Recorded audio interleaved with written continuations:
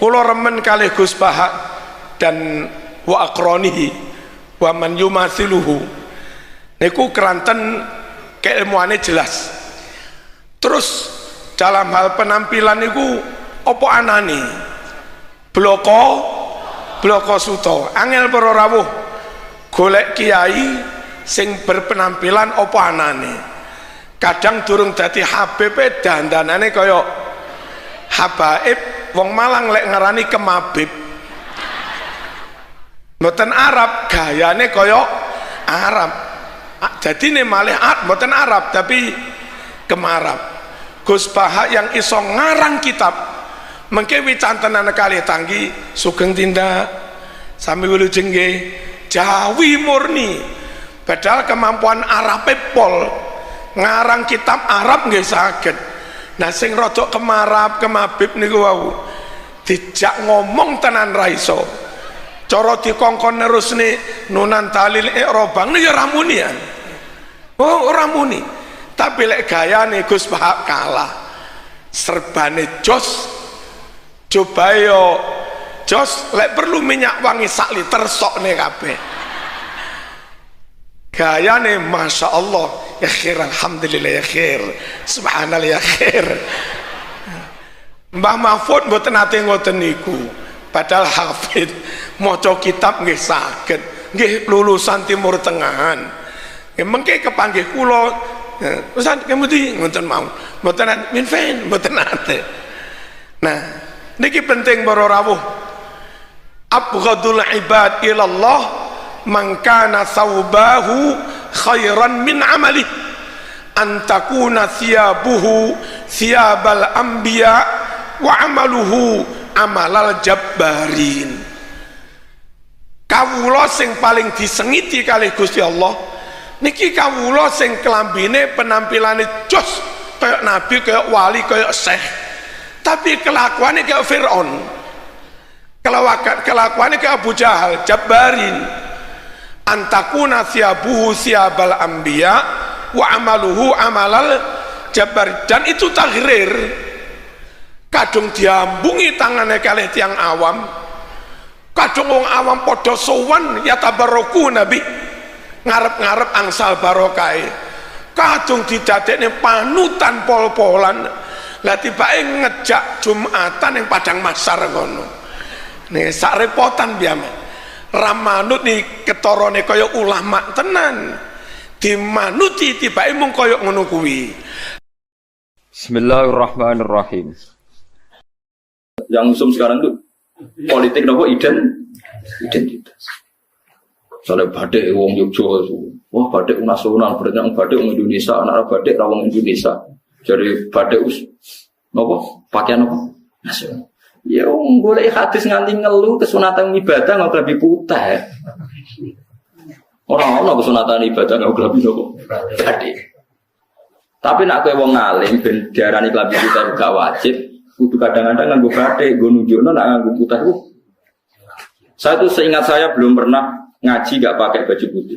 Karena pikiran lu sering ditanya, Gus kue wong ngalim atau juban, nah juban kue wong Arab.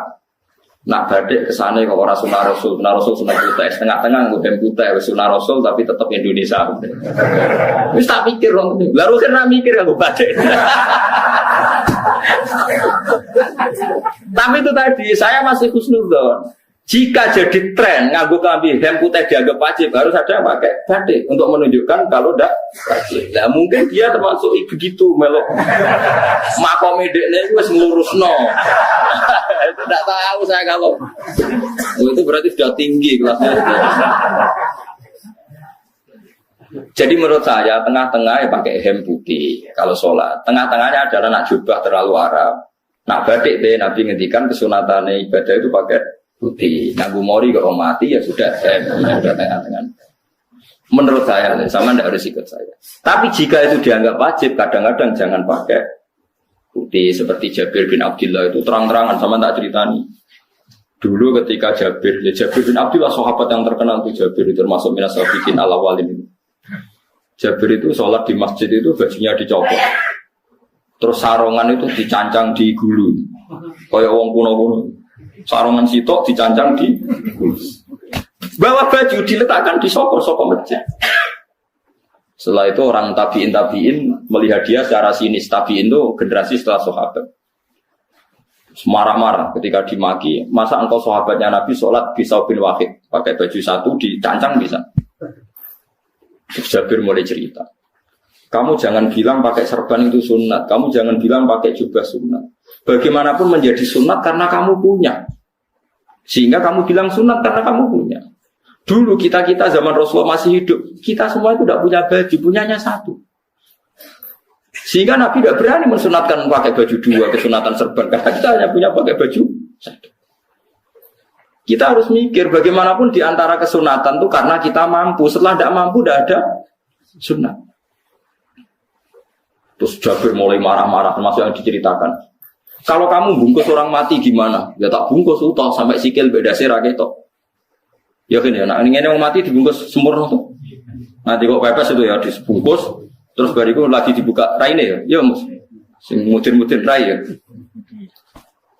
Terus Jabir cerita, cara kowe wajib to ora dari Jabir? Ya wajib. Ya wajib mergo iso. Terus dia cerita, dulu Sayyid Hamzah dulu bapak saya Abdullah Jabir bin Abdullah. Itu saking enggak adanya baju. Itu nak ditutup sirai mbek sarong, mboten kapan. Iku ketok sikile. Nak ditutup sikile ketok sirah. Akhire do matur Kanjeng Nabi kon nutupi sirah waj'al ala rijlihi sayan min idkhirin. Akhire sing sikile ditutup suket. Saking gak anane baju. Kowe saiki Islam wis joyo kecangkeman sithik-sithik muni sunat kudu mati-mati wis. Wis meneng aja. Terus terakhir ngendikan ngene, aku nglakoni iki liyaronil ahmak misluk, pancen tak jarak aku salat ngene iki bento-bento kok kowe ben roh. Nek dhisik sejarah Islam ngene iki. Liyaroni al ahmak misluk, ahmak ku bento sing level tinggi, medium. Itu ulama betul ya begitu. Saiki wong Islam jek tuku kurma gampang, sithik-sithik buku kurma, sunah Rasul mergo nganggo kurma. Ya perkara iki kelar tuku, zaman kene Gunung Kidul melarat nganggo apa? Aneh-aneh ayo. Makanya di fikih jelas, nah iso kurma, nah iso asal manis, nah iso asal gak nyolong, titik wis. Kok repot hukum. Bagaimanapun kowe kecangkeman muni sunan mergo mampu. Zaman kira mampu orang muni ngono padahal hukum itu dhisik-dhisik. Hukum itu baru apa sudah kemarin-kemarin. Wis meneng ae. Kulo wis sering, ngger kulo kan kiai, nggerbut foto sering sowan kathah. Kadang sing sowan kowe mlete di bangku. Gus kurma Gus, enggak apa?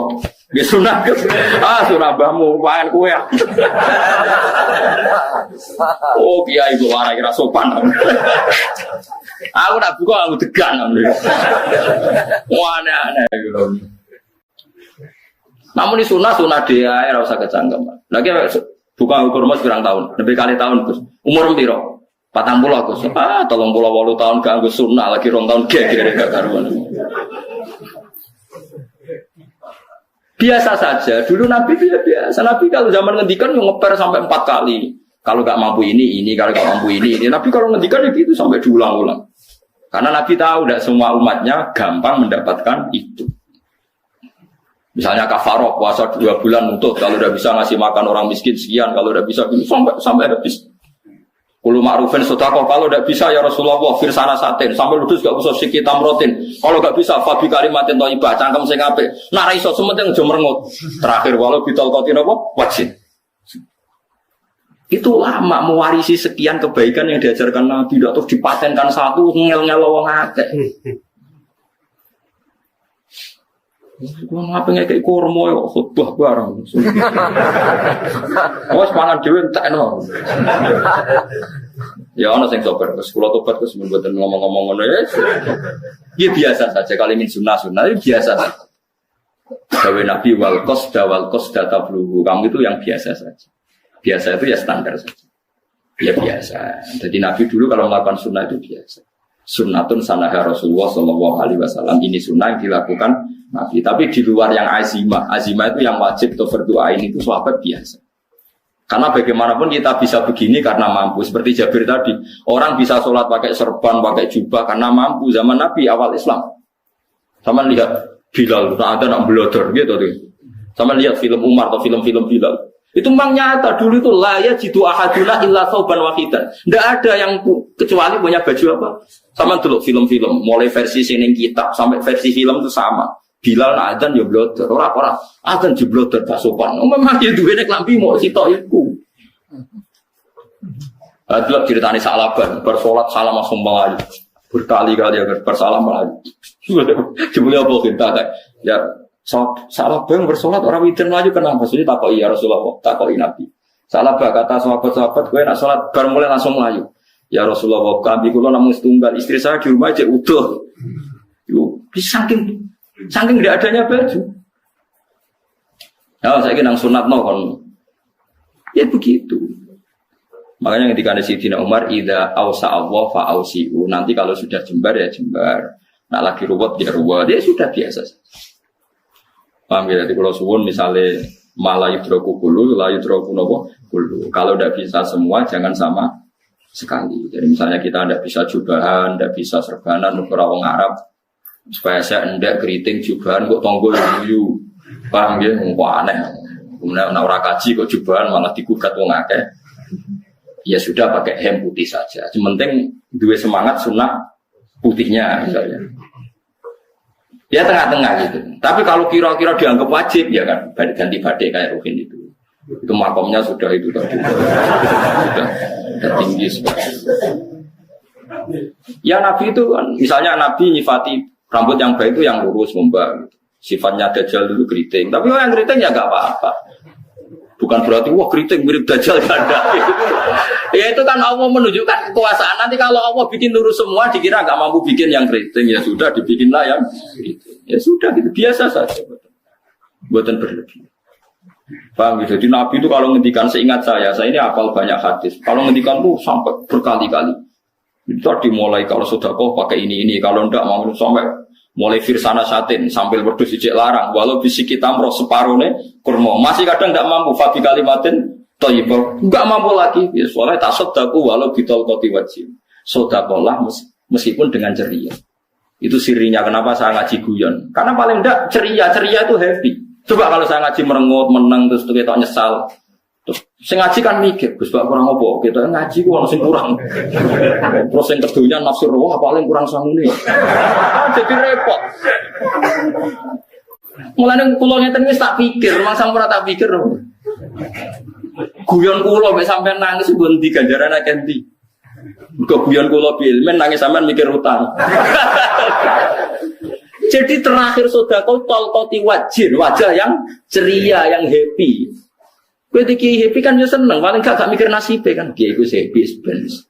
Jajal misalnya ke kiai kok rogen sumpek maca kukar-kukur bariku amok. Bariku kukur-kukur bener. Kan wong mikir. Wah ya tanggale bayar ku piye kredite. Apa wayahe ditarik sepeda motor kan orang terus menafsirkan macam-macam. Sing elek sing wong alim oleh nafsiri paling tertipe ra iso. Wah paling elek. Ya nak wong alim kan ana wong kur-kur mesti nak sing cuudan kan paling macane bingung terkipe. Ya macam-macam lah sesuai asumsi napa.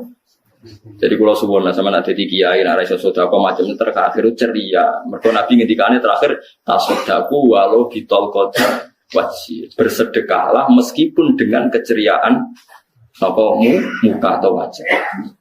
Namun kalau itu Nabi diulang-ulang. Jadi kalau ngendikan tuh diulang-ulang. Sekarang tuh orang mau mendorong sunnah Rasul itu satu. Ya berat bagi yang nggak bisa melakukan itu Pak.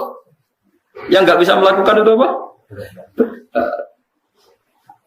Jadi dibaca lah hadis itu dibaca utuh. Ya bukan kita apa ya mau sekolahon kepinginnya kabeh umat Nabi itu happy. Mereka selama itu tidak maksiat berarti anut ajaran Nabi Muhammad sallallahu alaihi wasallam. Ma khuyira Rasulullah baina amro ini ilahtaro aisaruhuma malam yakun isman. Rasulullah itu tidak pernah disuruh milih dua hal yang berbeda kecuali milih yang paling gampang. Asal itu tidak barang dosa. Itu hadis muttafaq alaih. Ma khuyira Rasulullah baina amro ini ilahtaro napa aisaruhuma malam yakun napa isman. Jadi Nabi itu tidak disuruh milih dua hal, mesti milih yang paling gampang asal tidak nopo dosa. Makanya Nabi kalau ditanya ya Rasulullah sampean nanti tawaf pakai unta apa enggak? kesel ya kesel melaku, ya naik unta saja. Makanya Nabi kalau tuh dulu pakai apa? Saya mulai Arab Saudi pakai MRT berkondisi Nabi untuk atau saya nganggo apa? Kereta lingkar. Sekarang baru diperdebatkan. Cek kurang ajar itu sebenarnya no tamu spesial, misalnya pejabat negara sebenarnya atau wafu numpak kereta muter. Diarani rasa di sini Nabi numpak untuk, diarani sah cek kurang ajar ini dur. Terus sampai angop-angop terus tawaf. Sampai mulisah tau ora itu. Mulis rasa Nabi di situ tawaf.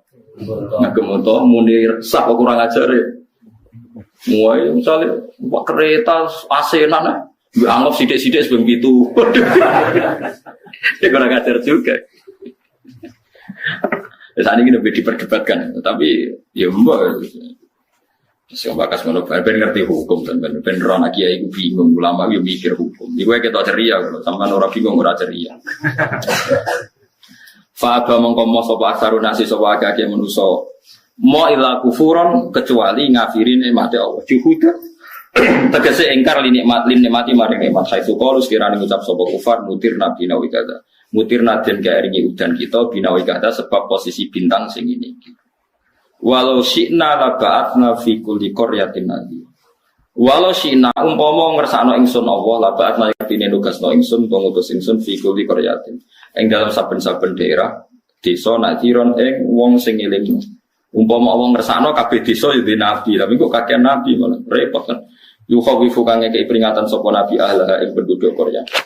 Walakin ba'asnaka tetapi ning ngutus ingsun ka ing sira Muhammad ila ahli qura maring kabeh penduduk kuliah sikobane ahli qura nadhiron khalidati nadhir khalidati nabi ya'guma supaya gedhe apa juga ganjaran sira.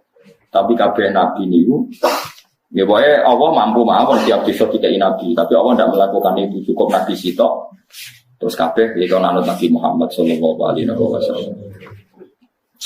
Ana guyonan wong Arab wong Jawa pendi, sampai wong Jawa. Ke wong Arab iku cara obat iku dosis tinggi, mulane dikirimi nabi.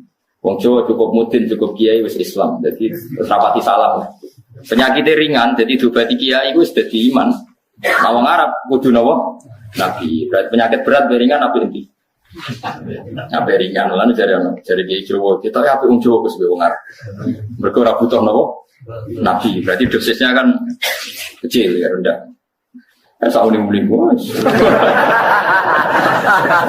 Wong bingung, ngono kok omongane wong napa? Bingung. Lopo nganalisis ngono barang. Ya wong nganggur iku repot. Fala tuti mongko aja nurut sira al kafirin ing pira-pira wong kafir. Si hawa ing dalam hawa nafsune kafirin. Jadi kalau jangan wong kafir ning menyangkut hawa nafsu. Tapi nek menyangkut kebaikan wong kafir sing kita kadang kalah baik dalam hal sosial. Ya malah Allah kadang melehno kita, mereka kok kalah mbek wong kafir. Ini misalnya ngeten ini makanya Imam Suyuti nafsiri fala tutil kafirin ay fi hawahum. Dalam hal yang bersifat hawa napa? Misalnya begini, saya contohkan Allah melehno wong mukmin. Ada sahabat ketika perang itu tangannya terputus, kakinya juga terputus. Terus matur Rasulullah, ya Rasulullah gara-gara perang derekno engkau saya tangannya putus, kaki saya putus.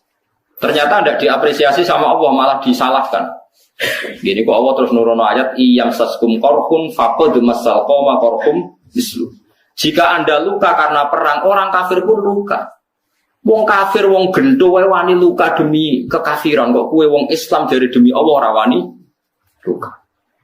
Jika masyhur di kalangan para ulama, nanti setiap kebaikan itu dibandingkan kedzaliman.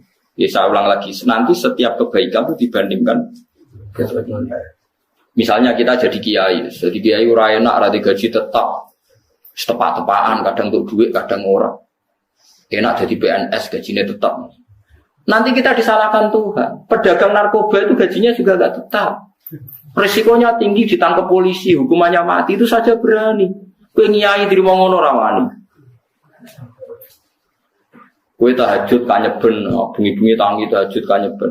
Tukang maling ayam bengi-bengi tangi nyolong. Risikonya tinggi, ya anyep wani. Jadi nanti kowe di depan Tuhan dimaki-maki, kesalahan kita akan dibandingkan kedoliman. Nah, orang soleh ditangi duit ra oleh medhit, sebenarnya dibandingno. Maling mbek maling utang-utangan wong soleh ra utang-utangan. Memang begitu. Nah itu yang dimaksud ayat intakunu ta'lamuna fa innahum ya'lamuna kama ta'lamun wa tarjuna minallah ma'ala. Jika kamu merasa sakit karena berjuang demi agama, orang-orang dolim juga sakit karena kezalimannya. Toh mereka berat. Coba jadi kiai badan narkoba resikonya tinggi mana coba? Resiko jadi badan narkoba, antar geng narkoba juga musuhan, takut ditangkap polisi. Jadi kiai paling ngomong kasut sidik-sidik, paling mau ngerasani. Kiai soalnya ngomong tok, iso nglakoni, paling gitu. Kode kiai dia paling kasut. Ya sidik-sidik lah, paling seret. Kalau badan narkoba gak cocok, nembak. Karena rivalitas mereka ekstrim. Sehingga kalau sampai cemen jadi kiai nanti ya diingatkan Allah dibandingkan orang apa? Jadi eling-eling itu. Terus semua kesalahan kita, loyalitas kita pada agama nanti dibandingkan orang zalim karena mereka loyal sama pekerjaannya, sama kezaliman. Enggak terus preman-preman nak belani konco wani mati. Kadang kiai santri belani kiai ini rapati wani mati. Repot preman-preman nak tobat itu repot. Kulo nu rada nyesal mek tobat preman. Nah ana preman teng perapatan tobat. Niku terus ning masjid, men itikaf terus mbek wong sopan. Niku rapas aja nih. Nah, tobat itu tetap ning perapatan. Sing dhisik ganggu wong disingkirno. Jadi ku tobat tenan sehingga dhisik perapatan sing gawat dadi gak gawat. Mergo sing preman gawat diganti preman sing lunak. Ora terus ning masjid ya sing iki tetep diganti generasine ora. Mestine maksudnya mesti ora kok selek mboten mestine tobaté ngoten niku.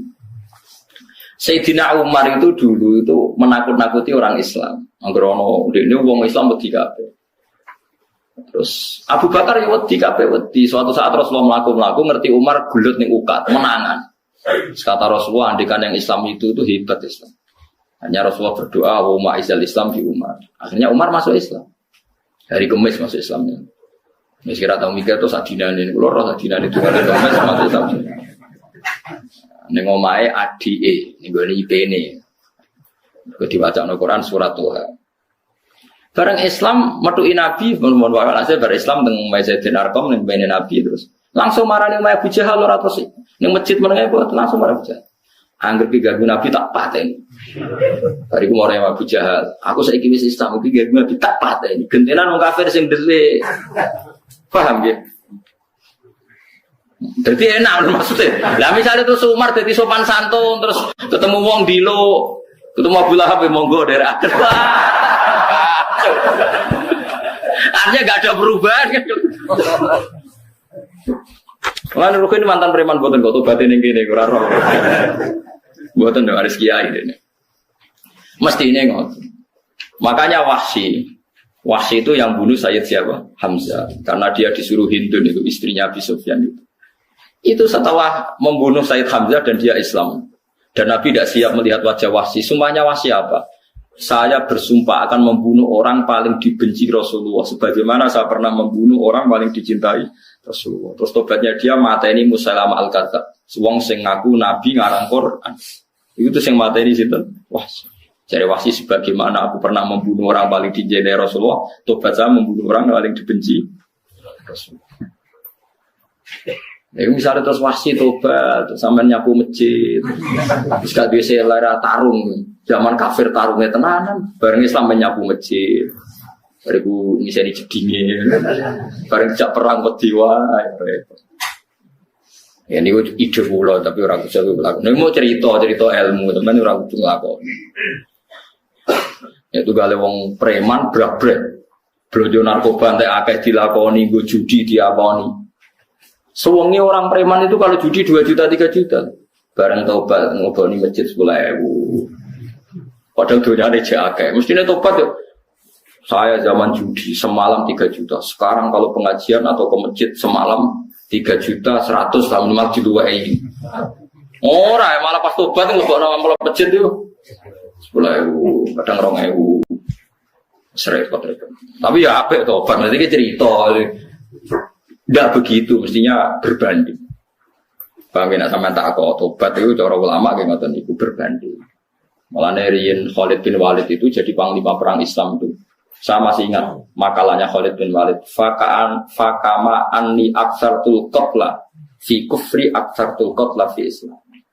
Dulu ketika saya kafir adalah sangat banyak membunuh orang Islam. Perang Uhud kalah itu karena panglima orang kafir adalah Khalid.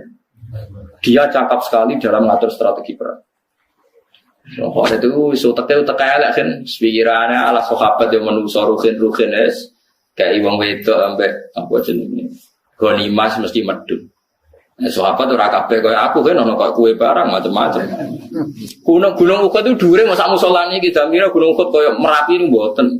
Nah kaya Merapi amanah ning dhuwur tetep ora kena melayang to. Jadi Gunung Uhud itu dhuwure mosok musolane mbok dhuwur putih. Monggo nate mriko. Bolak-balik kan nggak bisa nek urung tahu. Kulo kaya wong India dadi malah itikaf teng Gunung Uhud. Lho piye dalile bapak ya ora ora. Lah itu Khalid bin Walid pinter, dia ketika kalah itu muter ke belakang terus ghanimah itu dilepas. Nah, dulu itu dalam perang dulu itu ghanimah itu kan perempuan sama apa? Ya sama barang-barang itu. Ketika dilepas itu dianggap sudah mengaku kalah. Ada sahabat yang ruhin itu udah akabri sahabat, ada sahabat papan atas, sahabat yang seperti itulah. Sahabat kebanyakan turun ternyata Khalid itu muter terus naik dari belakang. Pas sahabat turun, dia naik dari apa? Yo penak tarik mana iko dhuwur, itu akhirnya kalah. Itu ya gara-gara strategi ini Khalid bin Walid. Nah terus dia bersumpah, saya bersumpah semua kecerdasan saya, semua kecanggihan saya akan saya gunakan untuk membela Islam. Ini kelimake itu di perang Tabuk, di perang Yarmouk, di perang Tabuk. Itu di panglimani siapa saja yang ditunjuk Nabi itu kalah. Termasuk Ja'far bin Abi Thalib itu padahal panglima yang ditunjuk Nabi. Usama ya kalah. Abdullah ya kalah. Semua yang ditunjuk Nabi itu mati semua. Akhirnya panglima diambil siapa? Khalid. Taruh saja gini strateginya. Anggap saja Arab itu padang pasir. Tidak sampean biar tahu bahwa orang soleh yang cerdas itu banyak. Jangan kira soleh itu tidak butuh kecerdasan, butuh. Arab itu kan padang pasir. Mau lebih jelas gini gambarannya apa? Padang pasir. Itu kalau perang itu kan taruh saja orang Islam itu 3.000 musuhnya 10.000. Memang kejadiannya gitu 3.000 musuh 10.000. Itu kan berbanding berapa ya? 30 ya? 1 banding 3 ya? Nah itu dulu pasukan-pasukan Islam dulu itu sama-sama seperti soft sholat. Jadi memanjang. Ya akhirnya perang itu kelihatan sekali mana yang sedikit, mana yang banyak.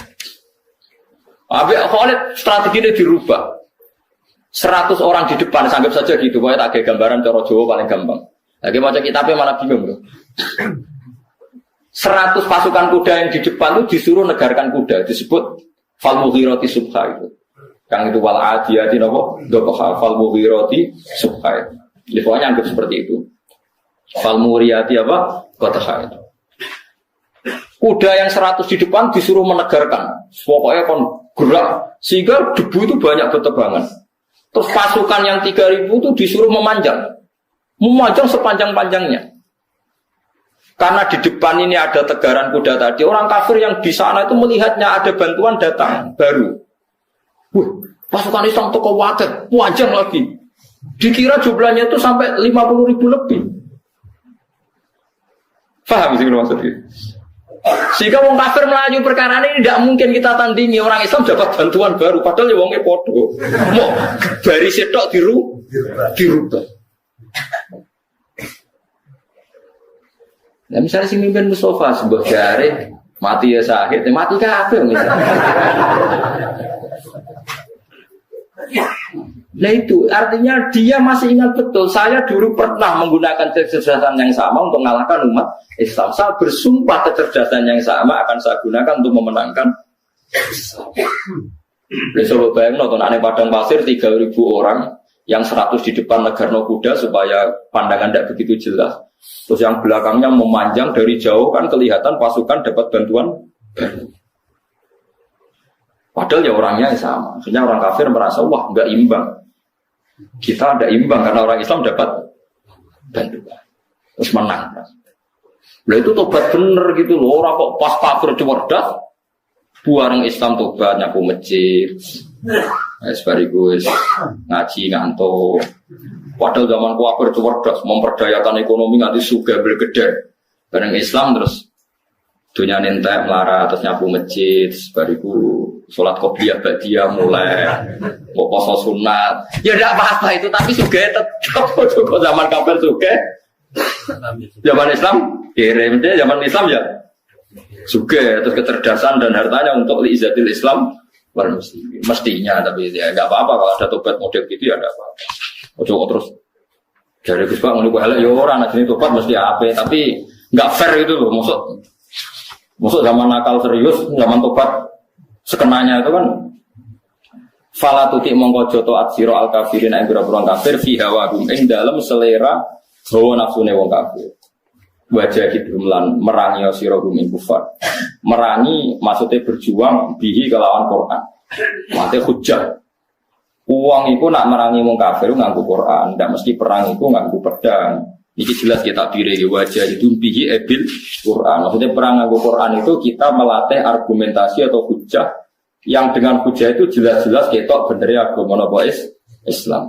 Wajah lan merangi sirahum ing kufar bi lan Quran itu Quran jihad dan kelawan perang atau kelawan jihad kelawan berjuang kafiran kang gede. Wa wa ta'ala wa ala dzat maroja ingkang lepas sapa Allah al-bahraini ing dua laut.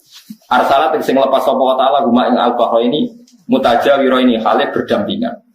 Hadza utawi iki wa akun iku banyu sing banget segere banget manise banget segere. Furatun enak diombe syadidul ubati banget manise. Iki kono nak manane mudah diminum.